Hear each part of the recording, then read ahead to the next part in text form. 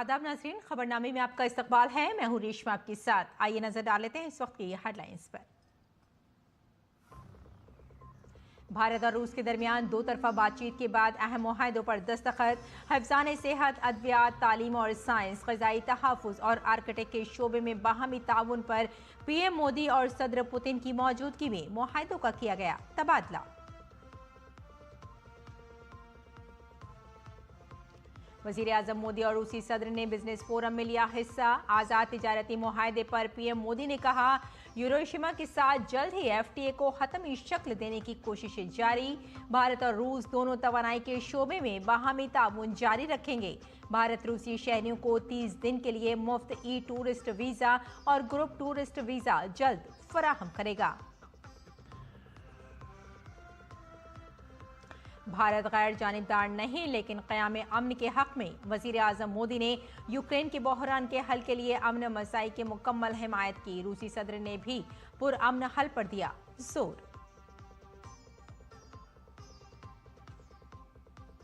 Indigo airlines की परवाज़ों की मनसूखी और ताख़ीर का मामला गूंजा पार्लियामेंट में। इंडिगो एयरलाइंस ने हालिया बहरान के लिए मुसाफिरों से मांगी मुआफ़ी।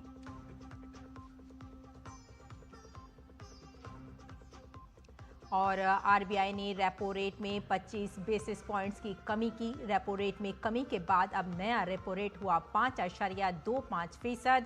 रेपो रेट में इस कमी से कर्ज लेने वालों की ईएमआई हो जाएगी कम।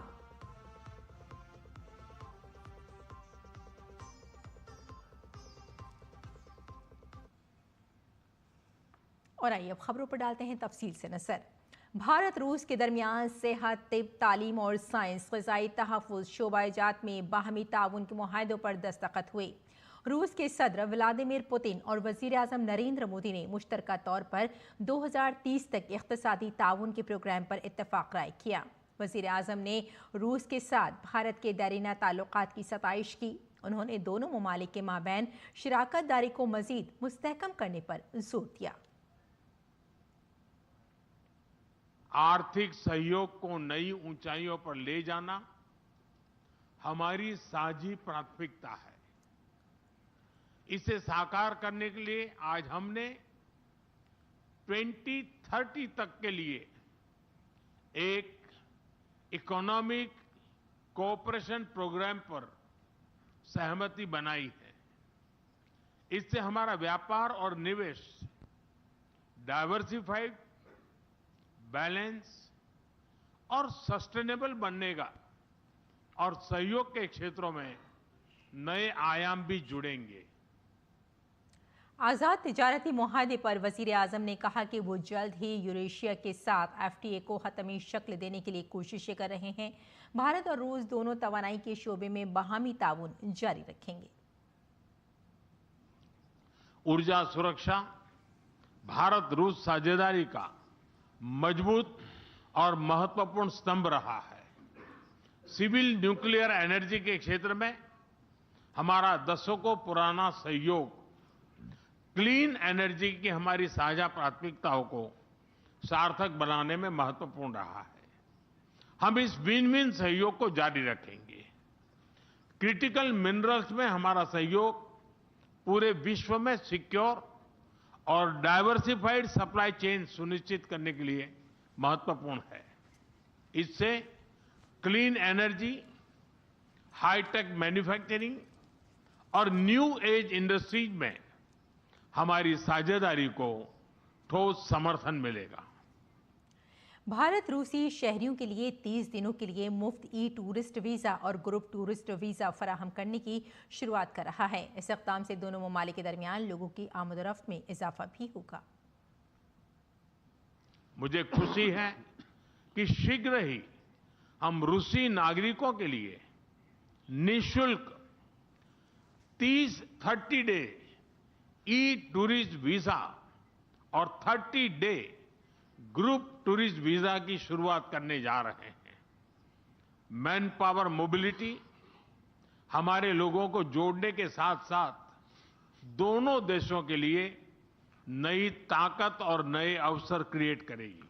आज 2 समझौते किए गए हैं। हम मिलकर वोकेशनल एजुकेशन, स्किलिंग और ट्रेनिंग पर भी काम करेंगे। हम दोनों देशों के स्टूडेंट्स, स्कॉलर्स और खिलाड़ियों का आदान प्रदान भी बढ़ाएंगे। यूक्रेन के साथ जंग और तनाज़े पर वज़ीर आज़म ने एक बार फिर भारत के मौक़िफ़ का इआदा किया है। उन्होंने कहा कि भारत किसी भी मसले का पुरअमन हल चाहता है। आज हमने क्षेत्रीय और वैश्विक मुद्दों पर भी चर्चा की। यूक्रेन के संबंध में भारत ने शुरुआत से शांति का पक्ष रखा है।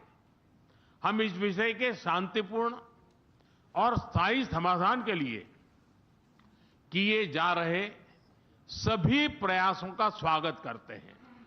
भारत सदैव अपना योगदान देने के लिए तैयार रहा है और आगे भी रहेगा। आतंकवाद के विरुद्ध लड़ाई में भारत और रूस ने लंबे समय से कंधा मिलाकर सहयोग किया है। पहलगाम में हुआ आतंकी हमला हो या क्रोकस सिटी हॉल पर किया गया कायरतापूर्ण आघात, इन सभी घटनाओं की जड़ एक ही है। भारत का अटल विश्वास है कि आतंकवाद मानवता के मूल्यों पर सीधा प्रहार है और इसके विरुद्ध वैश्विक एकता ही हमारी सबसे बड़ी ताकत है। अपने मुश्तरका बयान में रूस के सदर व्लादिमीर पुतिन ने सलामती, मईशत, तिजारत और दीगर शोबों में भारत रूस ताल्लुकात को मजीद मजबूत बनाने पर जोर दिया। In the joint statement that we've adopted with Mr. Modi, we've delineated the priority objectives on the further reinforcements of our ties in the politics and security, economy, trade, and humanitarian and cultural spheres.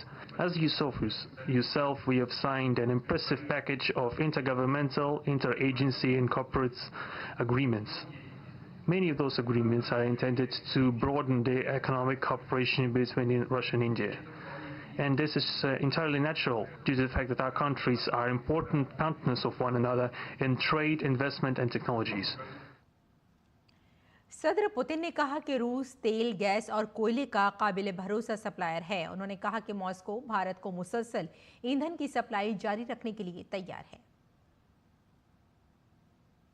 We are also seeing successful partnership in energy. Russia is a reliable supplier of oil, gas, coal and everything that is required for the development of India's energy. We are ready to continue uninterrupted shipments of fuel for the fast-growing Indian economy. वज़ीर आज़म नरेंद्र मोदी और रूस के सदर Vladimir Putin ने India रूस business forum में हिस्सा लिया। इस मौके पर वज़ीर आज़म ने अटूट एतमाद को रूस और भारत के दरमियान मजबूत ताल्लुकात की सबसे बड़ी बुनियाद करार दिया। बिजनेस हो या डिप्लोमेसी, किसी भी साझेदारी की नींव आपसी विश्वास है। भारत रूस संबंधों की सबसे बड़ी शक्ति यही विश्वास है। यह हमारे साझे प्रयासों को दिशा भी देता है और गति भी देता है। यही वह लॉन्च पैड है जो हमें नए सपनों, नई आकांक्षाओं की उड़ान भरने के लिए प्रेरित करता है। वज़ीर आज़म नरेंद्र मोदी ने कहा कि पिछले साल सदर पुतिन और मैंने 2030 तक दो तरफा तिजारत में $100 अरब तक पहुंचने का हदफ मुकर्रर किया था, लेकिन भारत रूस शराकतदारी की बेपनाह सलाहियत को देखते हुए मुझे यकीन है कि हम इस हदफ को मुकर्ररा वक्त से पहले ही हासिल कर लेंगे। पिछले वर्ष राष्ट्रपति पुतिन और मैंने 2030 तक द्विपक्षीय व्यापार को $100 बिलियन का उस लक्ष्य को पार करने का हमने निर्धार किया था। लेकिन कल से मेरी जो राष्ट्रपति पुतिन से बात हो रही है और जिस प्रकार के पोटेंशियल नजर आ रहे हैं, मुझे नहीं लगता कि हमें 2030 तक इंतजार करना पड़ेगा। ये मैं साफ देख रहा हूं। हम उस लक्ष्य को समय से पहले पूरा करने के संकल्प के साथ आगे बढ़ रहे हैं और मेरा विश्वास बढ़ रहा है। रूस के सदर व्लादिमीर पुतिन भारत के 2 रोज़ा दौरे पर हैं। पुतिन ने हैदराबाद हाउस में वजीर आजम नरेंद्र मोदी से मुलाकात की। दोनों रहनुमा दो तरफा ताल्लुकात में पेशरफ्त का जायजा लेने के लिए एक साथ नजर आए।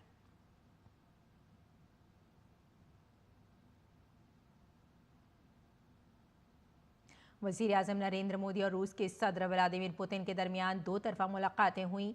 दोनों रहनुमाओं ने बाहमी और आलमी दिलचस्पी के उमूर पर बातचीत की। वजीर आजम मोदी ने रूसी सदर व्लादिमीर पुतिन के दौरे को तारीखी बताते हुए 2 तरफा ताल्लुकात के 25 साल मुकम्मल होने पर खुशी का इजहार किया। पीएम ने कहा कि 2001 में व्लादिमीर पुतिन के भारत के पहले दौरे के दौरान स्ट्रेटेजिक शराकतदारी की मजबूत बुनियाद रखी गई थी।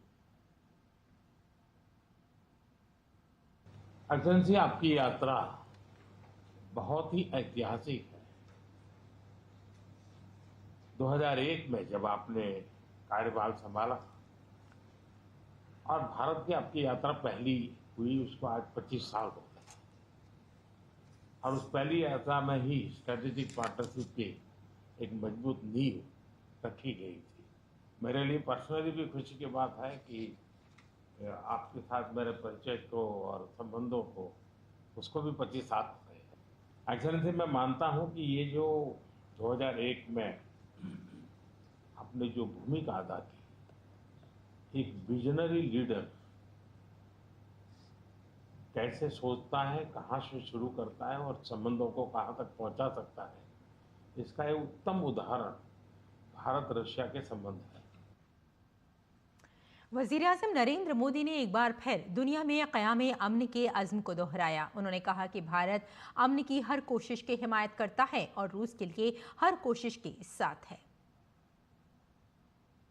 एक्सेलेंसी, यूक्रेन के संकट के बाद हमारी लगातार चर्चा होती रही है।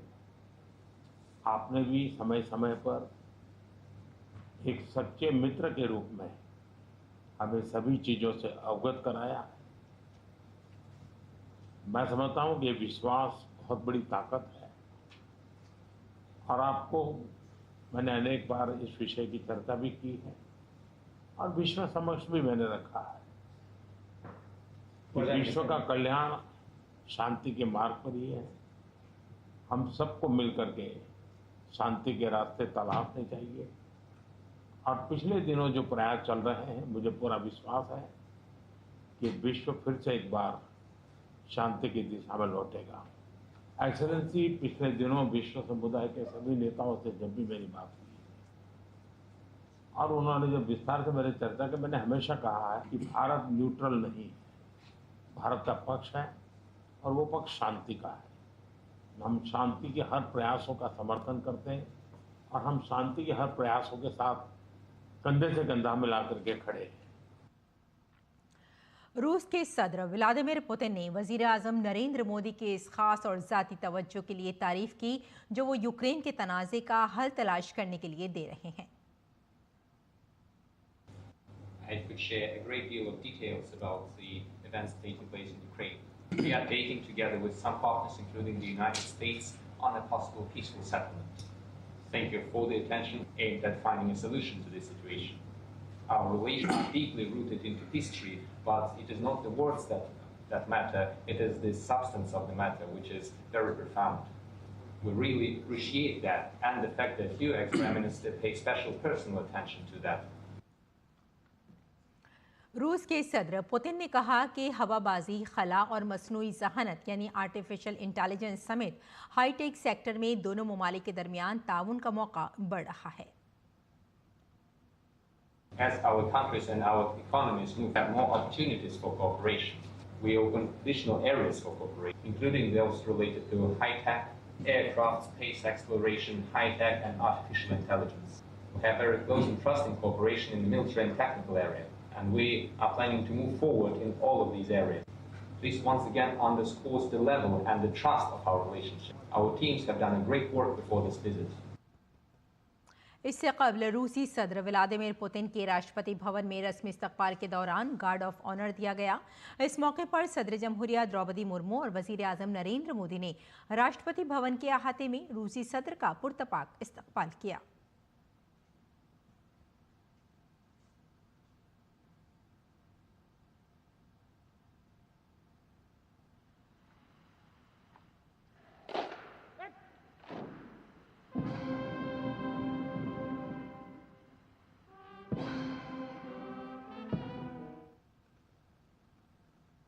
रूसी सदर व्लादिमीर पुतिन ने राजघाट पर बाबा कौम महात्मा गांधी की समाधि पर खराज अक़ीदत पेश किया।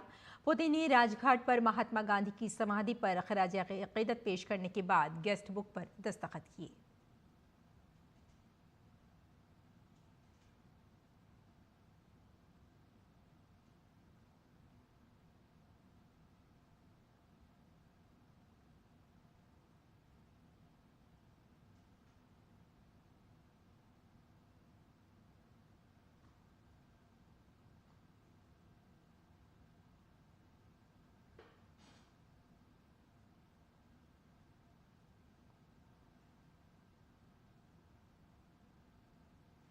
और आइए बुलेटिन में आगे बढ़ते हैं, कुछ और खबरों का रुख करते हैं। पार्लियामेंट से वक्फ एक्ट की मंजूरी मिलने के बाद हुकूमत ने उम्मीद पोर्टल लॉन्च किया था। इस पोर्टल पर मुल्क में तमाम वक्फ इमलाक को रजिस्टर करने की आखिरी तारीख 5 दिसंबर थी। अब भी 9 लाख से ज़्यादा वक्फ इमलाक को रजिस्ट्रेशन नहीं हो पाया है। इसी सिलसिले में अक़लियती उमूर के मरकज़ी वज़ीर किरेन रिजिजू ने कहा कि हमने उन लोगों के लिए रजिस्ट्रेशन की तारीख बढ़ाने की दरख्वास्त पर गौर किया है जिन्होंने पोर्टल पर अपनी जायदाद का इंदराज करने की कोशिश की, लेकिन किसी वजह से रजिस्ट्रेशन नहीं हो पाया है। हम उन लोगों पर अगले 3 माह तक कोई जुर्माना नहीं लगाएंगे।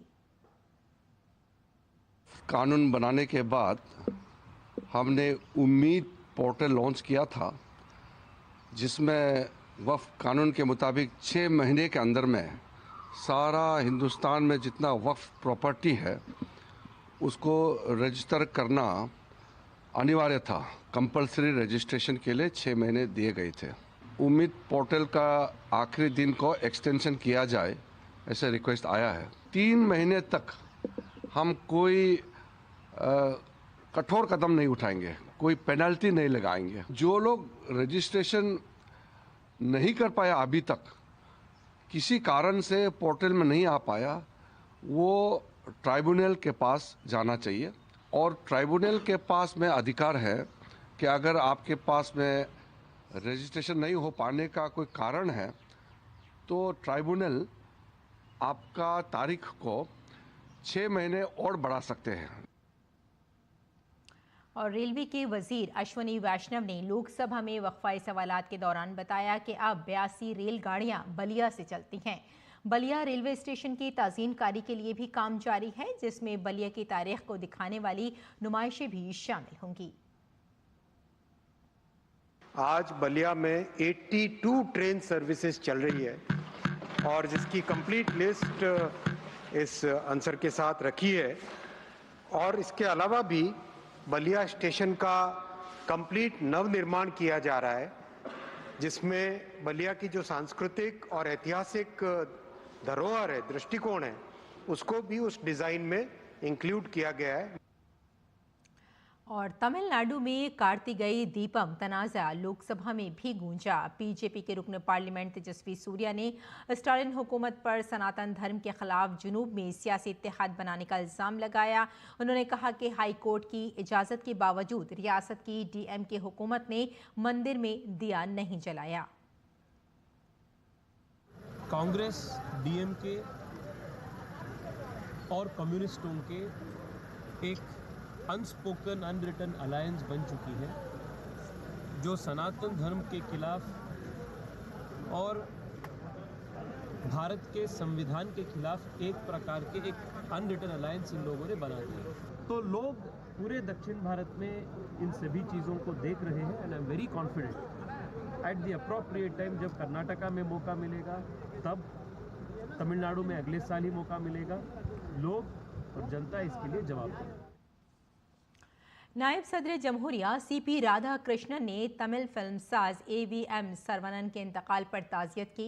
उन्होंने एक्स पर लिखा, मशहूर AVM स्टूडियोज़ और AVM प्रोडक्शन की रहनुमाई और एक नुमाया फिल्मसाज श्री AVM सरवनन का इंतकाल भारतीय सिनेमा के लिए एक नाकाबिल तलाफी नुकसान है। एक विजनरी जिसने हिंदुस्तानी फिल्मी सनत बिलखुसूस तमिल फिल्म सनत के इर्तिका में मदद की। उन्होंने हमारे सिनेमा को बेशुमार फनपारों से मालामाल किया। मेयार के साथ वाबस्तगी, उनकी आजिज़ी, सादगी, जज्बे ने एक ऐसी विरासत छोड़ी है जो फिल्म साजों और फनकारों की नस्लों को मुतासिर करती रहेगी। मैं उनके ख़ानदान, दोस्तों और फिल्मी सनत के अराकीन के तईं अपनी गहरी ताज़ियत का इजहार करता हूँ। आगे बढ़ते हैं, अगली खबर का रुख करते हैं। छत्तीसगढ़ कानून साज असेंबली का सरमाई इजलास 14 दिसंबर से शुरू होगा। ये सरमाई इजलास खास होगा क्योंकि ये पहली बार नवा रायपुर में कानून साज असेंबली की नई इमारत में मुनक़िद होगा। असेंबली के स्पीकर रमन सिंह ने तैयारियों से मुताल्लिक़ अहम मालूमात शेयर की। उन्होंने कहा कि ये सेशन एक नए तजुर्बे के साथ शुरू होगा। पहले ही दिन विजन 2047 की तफसीली पेशकश की जाएगी, जिसमें छत्तीसगढ़ साल 2047 तक तरक्की के मॉडल को अपनाया जा सकता है। नया सत्र हो रहा है नई तैयारी के साथ और 14 तारीख से दिसंबर 14 को पहला दिन होगा और पहला दिन एक नया प्रयोग भी हो रहा है। विजन 2047 उसका प्रस्तुतिकरण होगा और दिन भर विधानसभा में कोई प्रश्न उत्तर या कोई ध्यानाकर्षण पहला दिन नहीं है। सिर्फ 2047 पे छत्तीसगढ़ के विकास की क्या हम कल्पना करते हैं उसका प्रेजेंटेशन होगा और उसके आधारित फिर उस पर चर्चा होगी। और RBI के गवर्नर संजय मल्होत्रा की सरबराही में मॉनेटरी पॉलिसी कमेटी ने रेपो रेट पर अपने फैसले का ऐलान किया है। RBI ने रेपो रेट में 25 बेसिस पॉइंट्स की कमी की है। कमी के बाद नया रेपो रेट अब 5.25% है। पॉलिसी का मौक़िफ़ भी गैर जानिबदार रखा गया है। काबिल ज़िक्र है कि रेपो रेट में कमी कर्ज लेने वालों के लिए EMIs को कम करेगी। गवर्नर ने कहा कि महंगाई रिकॉर्ड कम तरीन सतह पर पहुंच गई है, जबकि GDP की शरह नमू 8.2% तक पहुंच गई है, जो भारतीय मईशत की मजबूती को जाहिर करती है। The MPC voted unanimously to reduce the policy repo rate by 25 basis points to 5.25% with immediate effect. Consequently, the STF rate under the LAF shall stand adjusted to 5% and the MSF and bank rate to 5.5%. The MPC also decided to continue with the neutral stance. The projections for average headline inflation this year and Q1 next year have been further revised downwards. Core inflation, which had been rising steadily since Q1 last year, eased at the margin in Q2 this year and is expected to remain anchored in the period ahead. So both headline and core inflation are expected to be at or below the 4% mark during the first half of next year. Bengaluru के कैंपेगौड़ा बैनुल-अक़वामी हवाई अड्डे पर परवाज़ें कल रात से बुरी तरह मुतासिर हैं। 70 से ज़्यादा परवाज़ों में खलल पड़ा है। कुल 22 परवाज़ें मनसूख कर दी गईं, जबकि 50 से ज़्यादा ताख़ीर की शिकार हैं। सॉफ्टवेयर से मुताल्लिक़ तकनीकी मसाइल की वजह से कोलकाता, दिल्ली, मुंबई, देहरादून, वाराणसी, अहमदाबाद, पुणे, चेन्नई और भोपाल समेत कई शहरों की परवाज़ें मुतासिर हुई हैं। परवाज़ों के मुकर्ररा औक़ात न होने के बायस एयरपोर्ट पर मुसाफिरों को शदीद परेशानी का सामना है। वक्त पर पहुंचने के बावजूद मुसाफिर बर वक्त अपनी मंजिल पर नहीं पहुंच पा रहे हैं, जिससे बहुत से लोगों में गम गुस्सा है। बताया जाता है कि इंडिगो की 500 से ज़्यादा परवाज़ें मनसूख होने का इम्कान है। ये मसला गुज़िश्ता 3-4 दिनों से बरकरार है। परवाज़ें न होने की वजह से मुसाफिर अपनी मंजिलों पर वापस नहीं जा पा रहे हैं और उन्हें शदीद मुश्किलात का सामना है। तो नाज़रीन, खबरनामे में फ़िलहाल इतना ही। इजाज़त दें। आदाब।